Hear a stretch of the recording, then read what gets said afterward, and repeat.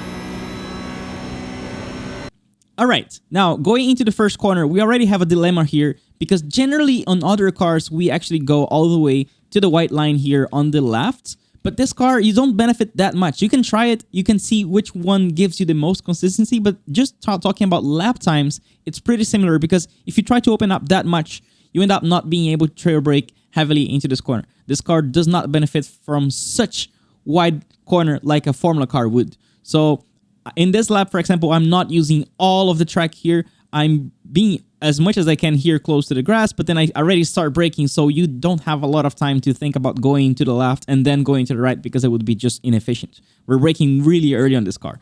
So we trail brake heavily into this part here, and then we smash the power into the compression going up the exit because there's a lot of mechanical grip here. So what you want to do is you use this mechanical grip by getting back on power quite aggressively and really keeping that rotation from there. You can also see that I'm not using all the way on the exit here. There's also a reason for that. The next corner is pretty difficult.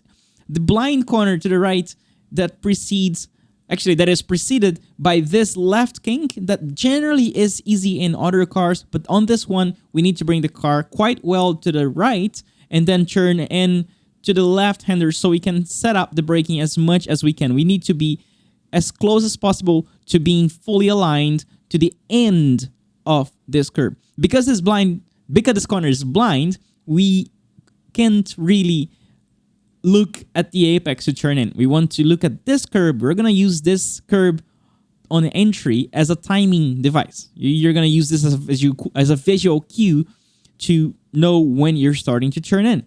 So starting to turn in, you want to use as much as you can without getting off track. We can cut pretty much here. Make sure you try it until you get enough off track to make sure you're gaining a lot of time if you're really cutting this corner here. Then get back on power, change direction, stay on top of the curb. As soon as you're on top of the curb, though, the car is going to give you a little bit too much rotation, so you have to release the throttle a little bit and kind of keep that car on the lovely oversteer. If you go flat out on top of the curb, really trying to turn as much as you can, you end up getting too much oversteer and losing grip and, well, just losing lots of time, maybe even spinning here. So make sure you see not flat out, then flat out, kind of, and then also you don't have time to go all the way to the left track limit here. So this is kind of complicated line. This track, the entire first and second sectors have complicated lines because you're not really only using all the track because you're really thinking you don't have a lot of time to open up. The corners are quite close to each other. So not necessarily using this exit here because we are bringing speed from the corner before and we're already thinking about this one here. So get back on power very progressively, then lift a little bit when we change direction. I like short shifting here, so it gives you a little bit more rotation. Then you attack this curb, a little lift. It can almost be flat out if you really nail it, but I'm just controlling the throttle just a little bit and controlling the oversteer. Then we change direction, and we actually want to have the car on the grass here just a little bit, of course. It's kind of tricky. You have to practice attacking the grass without panicking, without turning the wheel way too much, because that can unsettle the car. Then you see how I bring the car. I keep bringing the car to the left here. I want to really avoid this beginning of the curb here on the right. I want to really use the second half of it. You see how I'm really using the second half of this curb, because it will put me on the right, as much to the right as possible, so I can set up a good exit for this one here. You can use a little bit more this curb. I kind of missed it, but my line was still pretty good for a good exit. So back on power, and then all the way until you just barely hit this dirt here. You will get an off track if you put the center of the car on the dirt. So you can see pretty much I'm on the limit here. And then it's kind of dangerous, so I have to really practice the bouncing, because we hit the curb, the car bounces. We hit the dirt, the car bounces. We land from the second bounce, and there's most likely a third bounce here. So just make sure you bring the car. You're not fighting with the car. You use the light hands as much as you can and really want to point the car straight as it bounces. If you try to turn too much when the car is bouncing, you may end up getting immediate grip on the front tires, and you will meet that wall on the left. So make sure you pay attention to that. It's a very, very precise and technical track for this car. Then here we brake quite hard because it's a compression, and then we turn quite aggressively, get back on power quite aggressively, because this is all a compression. So there's a lot more grip on this corner than you would expect.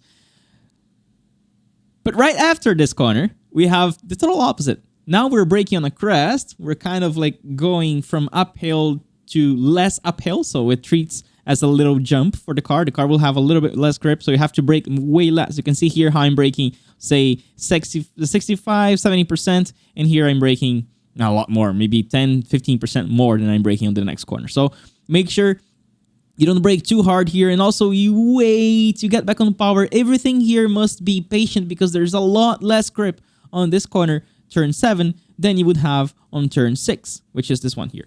So very patient, and get back on power to get the best exit you can, because this is a freaking long straight, of course. And then into the chicane, there's a lot of compression as well here, so you can brake pretty hard. I'm actually braking 100%, if you can see.